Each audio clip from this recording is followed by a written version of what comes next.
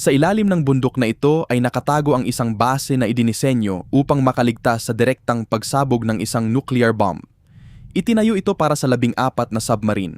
Ngayon, tanging dilim at nakatiwangwang na tubig na lamang ang makikita rito. Ang isa naman ay tuluyang isinaragamit ang konkreto ng sarili nitong hukbo upang walang sinuman kahit sila mismo ang makabalik at muling gumamit nito. At may isa pa na naging eksaktong lugar kung saan isang tao ang nakaligtas ng ilang segundo lamang mula sa isang pag-atake na muntik ng baguhin ang kasaysayan ng buong mundo. 10 military base, 10 pagkakataon na nagtayo ang mga tao ng mga monumento para sa kanilang takot at pagkatapos ay iniwan din ang mga ito. Sa loob ng maraming dekada, gumastos ang buong mga pamahalaan ng napakalaking halaga para magtayo ng mga lugar na sana ay hindi na kailanman kailangang makita. Mga bunker sa ilalim ng mga bundok, mga missile silo sa ilalim ng disyerto, mga base na hinukay sa yelo ng Arctic, sa mga batuhan ng Soviet Union at sa mga kagubatan ng Pacific. Ngayon bibisitahin natin ang 10 sa mga base na ito, mga totoong lokasyon na napatunayang umiiral at nakatayo pa rin hanggang ngayon. Ang ilan ay wasak na, ang ilan ay binaha, ang ilan ay may mga mina, at ang iba naman ay basta na lamang iniwan at tuluyang nawalan ng tao.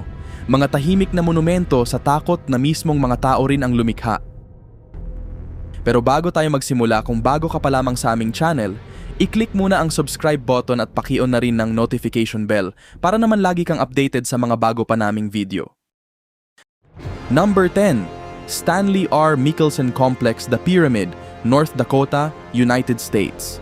Sa gitna ng malalawak at halos walang katapusang kapatagan ng North Dakota, kung saan tila walang makikita kundi mga taniman ng trigo at abot tanaw na kapatagan, may isang estrukturang tila hindi dapat naroroon.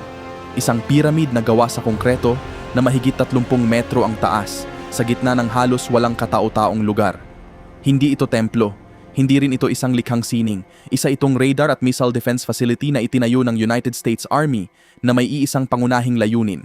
Matukoy ang pag-atake ng Soviet nuclear missiles ilang segundo bago tumama ang mga ito at mabigyan ng Estados Unidos ng huling pagkakataong makapaghanda at tumugon. Bahagi ito ng isang kumpletong sistema ng depensa na dinisenyo upang sirain ang mga nuclear warhead habang nasa himpapawid pa ang mga ito bago tuluyang bumagsak sa lupain ng Amerika. Ang proyekto ay nagkakahalaga ng daan-daang milyong dolyar noong panahong iyon. Kinailangan nito ng maraming taon ng engineering, libu-libong manggagawa at matinding paniniwala na ang isang nuclear war ay maaari lamang maging isang katanungan ng panahon. Ang kakaiba pa dito, bumoto ang United States Congress na ipasara ang pasilidad isang araw lamang matapos itong opisyal na ideklarang operational. Isa ito sa pinakamahal na nuclear defense systems na itinayo ng Estados Unidos, ngunit sa aktwal na operasyon, wala itong itinagal ng lampas sa 24 na oras. Ngayon, nakatayo pa rin ang pyramid sa mismong lugar kung saan ito iniwan, walang gumagamit, walang nagbabantay. Mag-isa sa gitna ng malalawak na bukirin, isa itong konkretong monumento sa paranoia ng isang panahon kung saan gumastos ang mga bansa ng napakalaking halaga para paghandaan ang isang apocalypse na sa pagkakataong iyon ay hindi nangyari at kung sa tingin mo ay sayang na ang ganitong kalaking halaga, hintayin mong makita kung ano ang itinago ng Norway sa loob ng isang buong bundok. Number 9. Naval Base Olavsvern, Tromsø, Norway. Sa itaas ng Arctic Circle, sa loob mismo ng isang bundok sa Norway, nagtayo ang NATO ng isa sa mga pinakamahigpit nilang itinagong lihim noong Cold War. Hindi ito ordinaryong base, isa itong kumpletong daungan sa ilalim ng lupa na hinukay mismo sa bato. Hindi ito madaling makita mula sa himpapawid, hindi rin mula sa dagat, at maging ang ilan sa mga Norwegian na nakatira, ilang kilometro lamang ang layo, ay hindi alam ang buong lawak ng pasilidad. Ang tungkulin nito ay simple pero nakakatakot. Itago ang mga submarine ng kanluran mula sa pagmamatyag ng Soviet Union sa isa sa mga pinaka-estratehikong lugar sa mundo, ang Arctic border sa pagitan ng dalawang superpower na kapwa armado ng napakaraming sandata. Napakahigpit ng seguridad dito kaya hanggang ngayon, malaking bahagi ng operational history nito ay hindi pa ganap na na-declassify. Gumastos ang Norway ng napakalaking halaga para hukayin ang libu-libong metro ng mga tunnel sa ilalim ng Arctic rock. Isang nakakagulat na detalye, ang pagtatayo nito ay nagkakahalaga ng katumbas ng humigit kumulang $3.8 billion sa halaga ngayon. Pero nang matapos ang Cold War, nawala ang dating estratehikong kahalagahan ng base at ang nangyari, ibinenta ito ng Norwegian government sa isang oil company sa halagang $5 million lamang. Isang napakaliit at halos nakakahiya na bahagi kumpara sa halagang ginastos para hukayin at itayo ito sa loob ng bundok. Ngayon, naroon pa rin ang mga tunnel sa loob ng bundok, tahimik at halos walang nakakaalam sa lahat ng nangyari rito. At kung akala mo ay sayang na ang napakalaking halagang iyon, hintayin mong makita kung ano ang itinayo ng Lithuania para sa katapusan ng mundo. Number 8. Plockstine Missile Base, Lithuania. Sa ilalim ng isang tila tahimik na kagubatan sa puso ng Lithuania, isang napakalaking missile silo ang hinukay noong panahon ng Soviet Union. Dito inilagay ang mga nuclear missile na nakatutok mismo sa kanlurang Europa. Humigit kumulang 10,000 na manggagawa ang tumulong sa pagtatayo nito. Marami sa kanila ang hindi man lamang alam kung ano talaga ang kanilang itinatayo sa ilalim ng lupa. Samantala, ang mga kalapit na nayon ay nagpatuloy sa kanilang pang-araw-araw na buhay nang walang kaalam-alam na ilang metro lamang sa ilalim ng kanilang mga paa ay nakatago ang bahagi ng isa sa pinakamapanganib na arsenal na nilikha ng tao. Para protektahan ang pasilidad, pinalibutan ito ng isang nakakakuryenteng bakod na dinisenyo upang agad na maparalisa o mapinsala ang sinumang lumapit ng walang pahintulot. Walang babala, walang puwang para sa pagkakamali. Isang nakakagulat na detalye, ang electrical perimeter ay maaaring magkaroon ng napakataas na boltahe, sapat para malubhang makuryente ang isang taong sumubok tumawid dito. Nang bumagsak ang Soviet Union noong unang bahagi ng 1990, mabilis na iniwan ang base, halos kasing bilis ng brutal na paraan kung paano ito itinayo. Ngayon, maaari nang lakarin ng mga bisita ang parehong mga konkretong tunnel, kung saan minsang nakatago ang mga sandatang maaring magdulot ng pagkawasak sa napakalawak na bahagi ng mundo. At kung nakakatakot na ang lugar na ito, sa New York, mismong hukbo ang nagpasiyang ibaon ang sarili nitong mga sandata. Number 7. Fort Tilden, New York, United States. Sa Atlantic coast ng New York, nakatago sa pagitan ng mga buhangin at mga halaman sa baybayin, may mga kanyon na napakalakas, kaya nagpasya ang sarili nitong pamahalaan na mas ligtas na ibaon ang mga ito ng tuluyan kaysa hayaang manatili sa ibabaw. Ang Battery Harris ay may mga kanyon na kayang magpaputok ng mga projectile ng higit 45 kilometers ang layo. May sapat itong lakas at katumpakan upang sirain ang mga barko ng kalaban bago pa man sila makalapit sa baybayin, pero mabilis magbago ang teknolohiyang militar. Ang sandatang dating itinuturing na isa sa pinakamodernong depensa ng bansa ay maaaring maging isang mapanganib at lipas na teknolohiya pagkalipas lamang ng ilang taon. At naging problema ang mga kanyon. Masyado silang mapanganib para basta na lamang iwanang nakatigil, kaya hindi sila simpleng binaklas. Ang solusyon, literal silang ibinaon. Tinabunan sila ng napakaraming konkreto na para bang napakapanganib nilang iwan kahit hindi na ginagamit. Mismong hukbo ng Estados Unidos ang nagsil sa mga kanyon gamit ang konkreto, hindi dahil sa isang dayuhang kalaban, kundi dahil ang mga sandatang may kakayahang tumama ng mahigit 45 kilometers ang layo ay tuluyan ng isinuko sa katahimikan ng parehong mga kamay na minsang nagtayo sa kanila. Ngayon, ang Fort Tilden ay isa na lamang halos wasak na bahagi ng baybayin na nababalutan ng kalawang at lumot. Patuloy na humahampas ang Atlantic Ocean sa lugar na dating isa sa mga kinatatakutang depensa sa buong East Coast. At kung nakakabahala na ito, hintayin mong malaman ang tungkol sa base na mismong hukbo ang nagtangkang pasabugin ng tuluyan. Number 6. Jelgava Air Base, Bosnia-Croatia border. Malalim sa loob ng isang bundok sa Balkans ay nakatago ang isa sa pinakamalalaking underground military bases na kailanman itinayo sa Europa. Itinayo ito noong Cold War na may isang partikular na layunin, makaligtas sa isang nuclear attack at patuloy na mapatakbo ang mga fighter jet kahit matapos ang pagsabog. Pero ang Jelgava ay hindi tuluyang nawasak ng isang dayuhang kalaban. Sa halip, sarili nitong panig ang sumira rito noong brutal na digmaang sibil na nagwasak sa Yugoslavia noong 1990. Habang umaatras ang mga tropa, nagpasya silang mas mabuting wasakin ang base kaysa hayaang mapunta ito sa kamay ng kanilang mga kalaban. Humigit kumulang 50 tonelada ng dinamita ang ginamit sa pagtatangkang tuluyang sirain ang base. Sumabog ang lahat ng inilagay na pampasabog, pero hindi nito tuluyang nawasak ang buong pasilidad. Ang resulta, hanggang ngayon may mga bahagi ng base na nananatiling aktibong minefield. Mahigit ilang dekada na mula nang itayo ito, pero ang paglalakad sa loob ng Jelgava ay hindi lamang pagpasok sa isang lumang military ruin. Ito ay pagpasok sa isang lugar kung saan tila hindi kailanman tuluyang umalis ang digmaan sa ilalim ng lupa. Number 5. Titan 1 Missile Silos, Colorado, United States. 50 metro sa ilalim ng Colorado, nakatago sa ilalim ng lupa, may isang lugar na ngayon ay tila ganap ng walang laman. Noong Cold War, nagtayo ang Estados Unidos ng 3 missile silos na may mga pader na mahigit 4 na metro ang kapal, gawa sa reinforced concrete at matibay na bakal. Bawat isa ay dinisenyo upang maglaman ng isa sa pinakamapangwasak na nuclear warheads noong panahong iyon. Handa itong ilunsad sa loob lamang ng ilang minuto kapag may natukoy na pag-atake. Ang complex ay pinapatakbo 24 na oras bawat araw. May mga tauhan na naninirahan sa ilalim ng lupa at nagtatrabaho sa magkakaibang shift. Sinanay sila para isagawa ang isang utos na, kapag dumating, ay maaaring maging simula ng katapusan. Ang bawat nuclear warhead na nakaimbak dito ay may lakas na humigit kumulang 3.75 megatons. Katumbas ito ng tinatayang 250 atomic bombs na ginamit sa Hiroshima na nakapaloob sa iisang missile. At maaari itong ilunsad sa loob lamang ng ilang minuto mula sa kailaliman ng disyerto. Ngayon, walang laman na ang mga silo, ang ilan ay bahagyang binaha, ang iba naman ay nababalutan ng kalawang at halumigmig.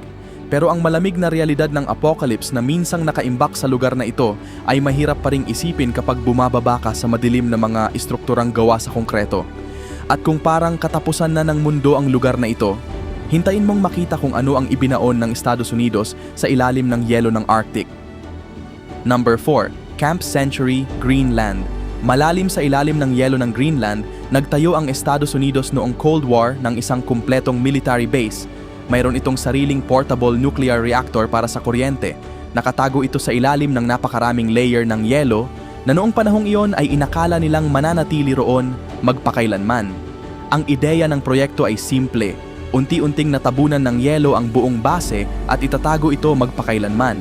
Kasama na rito ang mga itinapong materyales at nuclear waste nito. Ang problema, lumabas na ang yelo ay hindi pala mananatili magpakailanman. Mayroon pala itong expiration date. Isang bagay na hindi man lang naisip ng mga tao noong 1960. Ang nakakagulat dito ay iniwan ng hukbo roon ang radioactive waste, hindi na prosesong wastewater at napakaraming diesel fuel. Ang lahat ng ito ay iniwan sa ilalim ng paniniwalang tatabunan at itatago sila ng yelo magpakailanman. Pero ngayon, ang mabilis na pagkatunaw ng yelo sa Arctic ay nagbabanta na ilantad ang lahat ng nakalalasong material na ito pagdating ng mga susunod na dekada. Ang Camp Century ay hindi lamang isang nagyayelong military ruin sa ilalim ng yelo. Isa itong environmental time bomb na unti-unting inilalantad ng climate change. Literal na natutunaw ito sa harap mismo ng ating mga mata. At kung nanlamig ang dugo mo sa kwentong ito, sa France naman ay may isang bunker na kahit ang pinakamalakas na bomba ng Allied Forces ay hindi nagawang wasakin. Number 3. Saint-Nazaire Submarine Base, France. Noong panahon ng pananakop ng Nazi Germany sa France, itinayo ng mga German engineer ang napakalaking underwater bunker na ito. Naniniwala silang walang makakawasak dito kahit ang pinakamalakas na air force ng Allied Forces. At nakakagulat, tama sila. Sa loob ng maraming taon, paulit-ulit itong binomba ng mga Allied Forces. Ilang toneladang pampasabog ang ibinagsak mismo sa istruktura nito.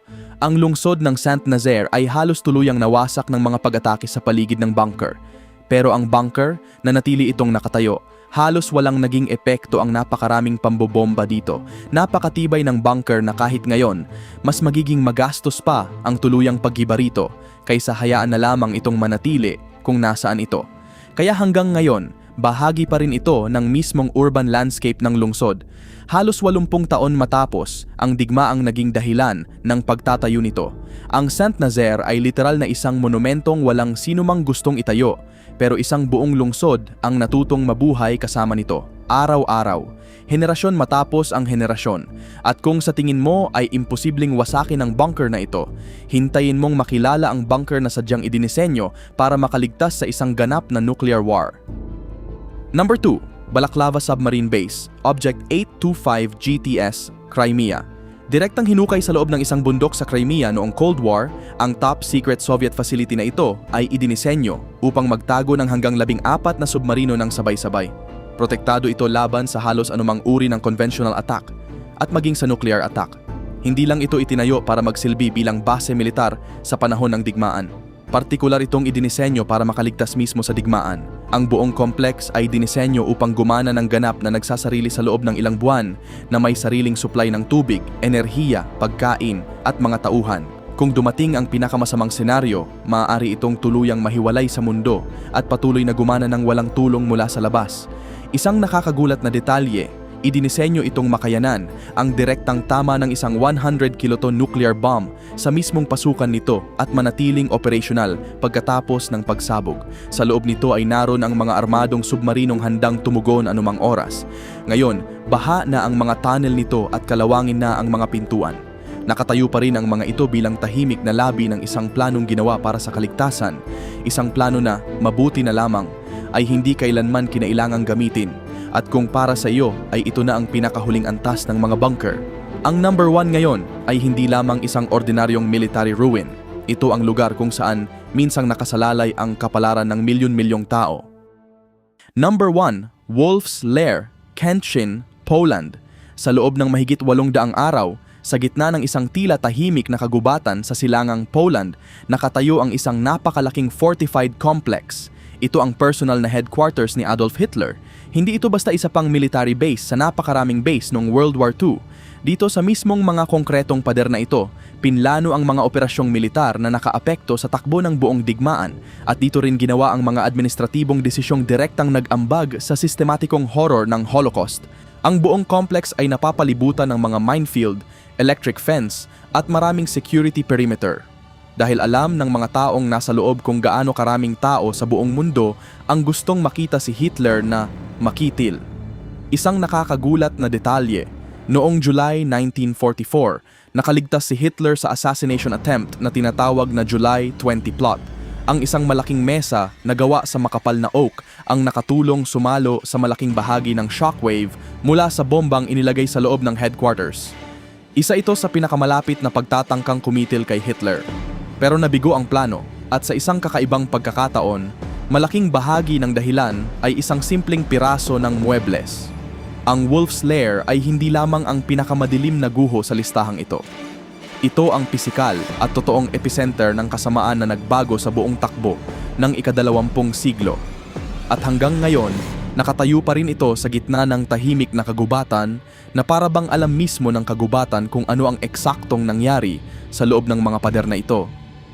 10 military bases, 10 pagkakataon kung saan ang tao mismo ang nagtayo, gamit ang sarili niyang mga kamay ng mga lugar na maaaring magsilbing tahanan ng sarili nilang katapusan ng mundo. At pagkatapos, basta na lamang nila itong iniwan, nakatago sa ilalim ng lupa, sa ilalim ng yelo, o sa loob ng napakalalaking bundok. Ang ilan ay isinara mismo ng mga gumawa nito dahil natakot sila sa kapangyarihan ng kanilang sariling nilikha.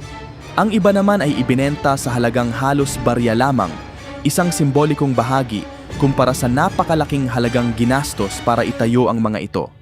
At kahit isa sa mga ito ay literal na naging bahagi ng desisyong nakaapekto sa kapalaran ng milyon-milyong tao sa buong mundo. Pero may isang bagay na pare-parehong ipinapaalala ng lahat ng lugar na ito. Itinayo ang mga ito dahil sinubukan ng sangkatauhan na paghandaan ang pinakamasamang maaaring mangyari at sa huli, nakaligtas ang sangkatauhan sa pinakamadilim na bahagi ng sarili nito.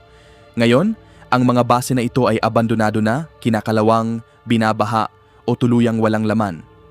Tahimik silang paalala na ang pinakamasamang sandali ay kadalasan mas malapit kaysa sa gusto nating paniwalaan. Mag-subscribe sa Noel Polo TV dahil dito, hindi lang natin ipinapakita ang mundo, nararanasan natin ito.